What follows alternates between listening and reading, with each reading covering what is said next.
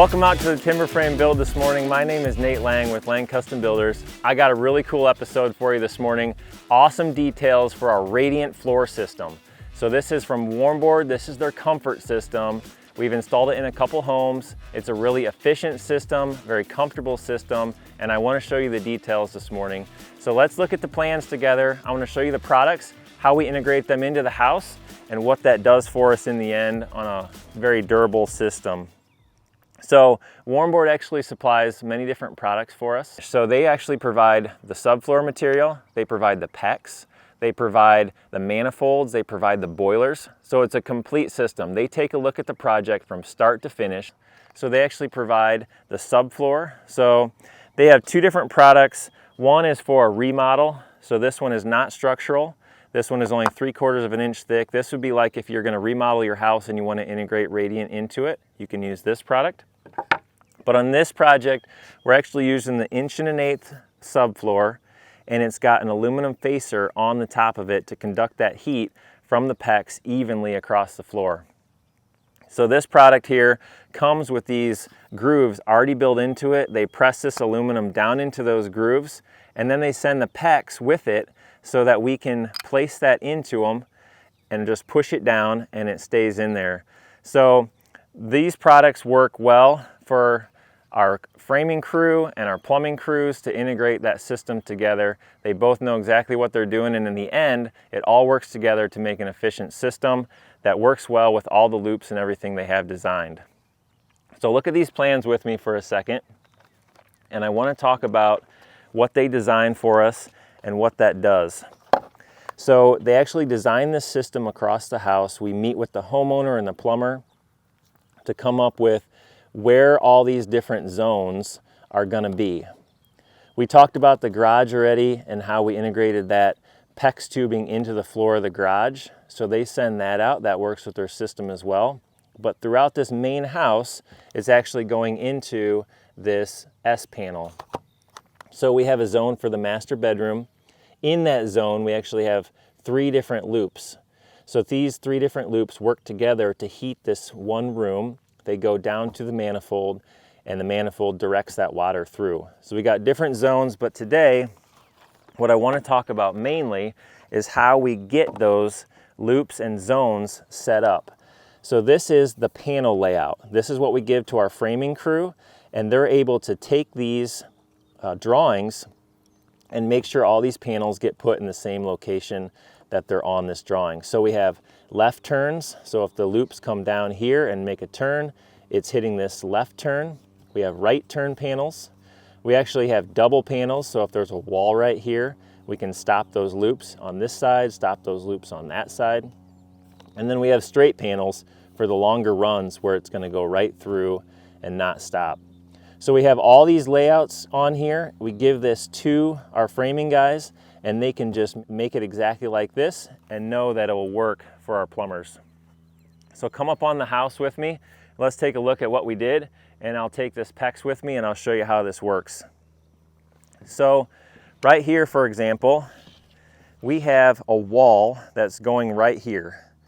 So they take these panels and they stop them, and they put these loops in here, and they specify this one as a right turn panel so that the wall can be right here. The PEX will come and it will go right around here and turn back. So when the plumbers come, they can take this PEX and they can just push it right down into the panel, and it makes it super slick to install. We've got all these different panels set up on the house and all these different loops, so we can integrate that system throughout the entire house. Let's walk down here to this end, and I'll show you a couple more details in the master bedroom and bathroom and how we make these panels work there. So you can see here we have a double panel. This double panel is set up so that the wall runs right down the middle of it. The loops from this side will come down here and turn, and the loops from this side will come down here and turn. A couple other details that we do, we can actually recess the area for the shower. So this area here is recessed down 1.5 inches, so we can actually lay the tile in here and get slope to a drain while also having the radiant heat into that floor. So the floor in that shower is always going to be warm when you walk into it. Radiant heat has a few different benefits that we can provide on different jobs. And some of those are the warm floors, so it's always comfortable to walk around in the house. And then the heating is very comfortable as well. So radiant heat can actually heat right where people are. So you can imagine forced air has to heat, that heat rises and then it has to come down. Whereas the radiant system can actually just heat that lower section, and it is radiating into your body or into different things in the room. So it's a very conductive heat. It's very comfortable and people love it. So it's a really cool product that we can actually integrate it into the subfloor, and then it works well for the comfortable system that people like. I want to show you one more detail over here before we walk down into the basement and look at the framing for the house. So you can see over here we have our pool. So we actually covered the pool up with a deck so that we can work on top of that during the project. That pool is underneath there, but it's protected, and we can actually put scaffolding or whatever we need to on top of that to work on the timbers or whatever above there. So we have that pool all set up with that deck on top of there, and it's ready to go, and it's protected through the life of the project. All right, well, I think we talked about most of what we want to talk about up here. Let's go down the basement. I want to show you the floor joists and how we integrate the heating and cooling systems into that, and how we get the structural loads taken down to the basement. Everything's set up to make this project legit. Let's head down there and we'll check that out. All right, well, welcome down to the basement. So the reason we put out these videos is we want to show all the details that go into a new build, because we feel like part of our job as a builder is to educate. So we love educating, we love helping people understand what goes into a build.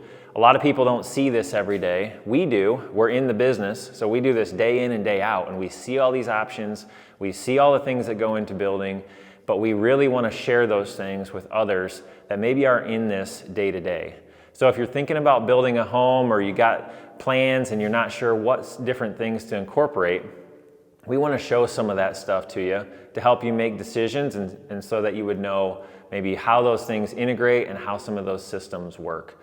So we're really excited to continue to put this content out, because we really feel like part of our job as a builder is to help educate those that maybe aren't as familiar with the things that we go through day in and day out. Anyway, we're down here in the basement, and I got some more details to show you down here with the floor system and the floor trusses that we have that provide the support for that radiant system that we just talked about upstairs. So right above me, we actually have floor trusses. So these are 14-inch floor trusses, and what's cool about those is, different than conventional framing or I-joists, is we can actually build chases into those. So we need chases in this house to run ductwork. We talked about the radiant system, that's our heating, but for the air conditioning and the dehumidification that goes in the house, we have to actually run ductwork to different zones, different areas in the house. So what we can do is we can meet with the plumber, HVAC equipment guys, and talk about their needs and make sure we put those right into the system of the floor trusses. Well, what does that do? That actually provides a flat ceiling down here, because we run everything up into those floor trusses.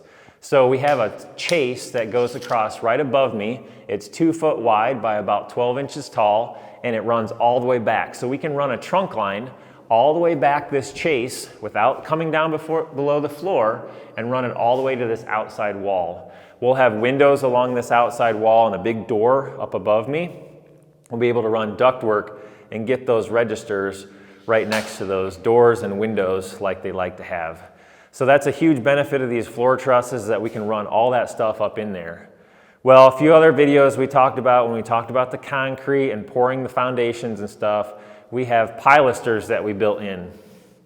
So this house is a timber frame house, and we have all those point loads from those timbers.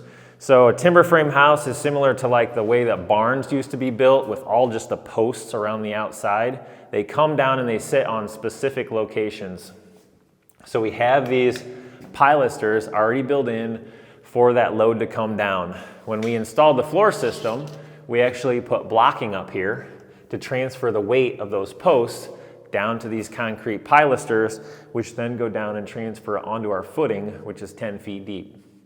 So we've got all those set up. You can see we're gonna have a post here, here, here, and here.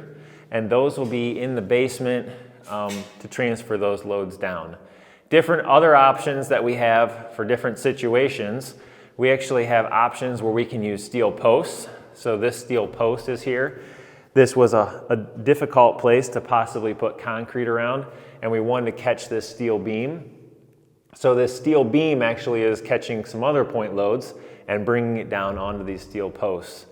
So right over here, we're gonna have a timber that sits right above, and the weight is gonna come right down onto this steel beam, and then it's gonna get transferred down onto that post.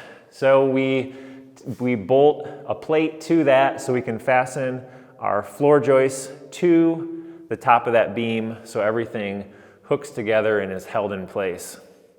Oh, one other detail I want to talk about with the radiant system is the fact that Warmboard actually writes on the bottom of all their panels to note where that radiant tubing is. So if you ever come down here in the future and you need to drill a hole or you need to fasten anything, you can just look up to there and know exactly where those are so that you're not drilling into the PEX tubing, which is above. So that's just a neat feature that they put on. It's just forward thinking, just helping avoid any mistakes or anything that could go on there. Well, I think that's all the details that I wanted to show you. This project's rolling along and we're getting excited because the timbers are coming next. So we've got everything set up, all the structure in place for those timbers to come. The next video is going to be timber raising and all the details that go into that. So stay tuned because it's getting exciting. But thanks for coming out and we'll catch you next time.